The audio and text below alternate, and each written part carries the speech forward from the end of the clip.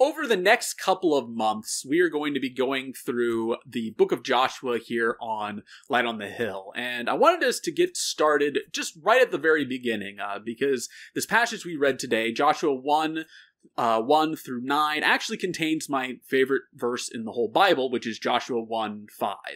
And I think it's an interesting introduction, not even really an introduction, but kind of an interesting continuation of the story that is seen throughout the Pentateuch, or the Torah, of the Israelites going from Egypt into the desert and then into the Holy Land. And we're given kind of a reintroduction to Joshua, who is kind of the main character and the person who had the unenviable task of filling the shoes of Moses after he had passed away. Joshua was chosen. God had said to make him the successor to Moses. God had told Moses all of that. But I can kind of imagine that Joshua, probably as he was approaching this and probably as he was taking over these roles, felt a little bit like the shoes were a bit bigger for him to fill than what he would have wanted to. Moses is a very revered character throughout the Bible. He is considered the first prophet within the Old Testament. He's considered to be one of the greatest prophets, and he's given the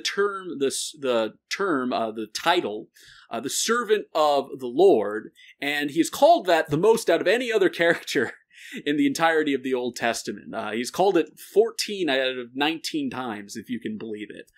So he's seen as this very huge figure. He's the lawgiver. He's all these things. And Joshua has to follow him and has to be the next guy to take over this group of people at arguably one of the most important points in their history, which is actually going in and pushing the Canaanites out and taking over the land.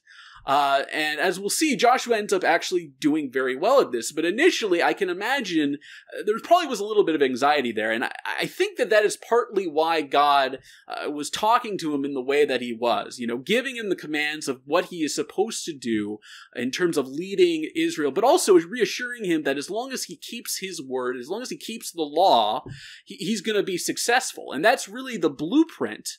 That very simple blueprint of, following the law is something that was, instructed to, for the kings as well that were eventually going to come in Israel. And those that did were good rulers, and those that didn't were not. So God is saying here, as long as you follow my law, as long as you follow my teachings, you are going to be successful.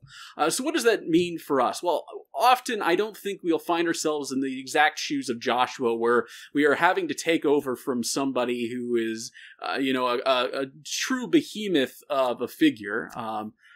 But I think we can take a little bit, from this story and understand that God is going to, if it's in his will for us to be successful, if it's in his will for something that we are doing to have a major impact, he's going to make sure that as long as we're doing the things he wants us to do, that we're going to succeed.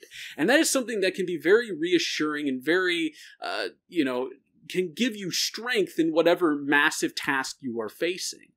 So as we go out and as we go through our lives and as we deal with all these different things, rest assured that if you are doing something that you truly believe that God has called you to do, that you know is important for God's will, that he will work with you, no matter how big that task is, to see it be accomplished and see it be done well, as long as you follow his word. And that is the important part. As long as you follow his commandments, as long as you do what he wants you to do in that situation, then you will have God working with you and being successful. Amen. And now I would like us all to join for our last song today.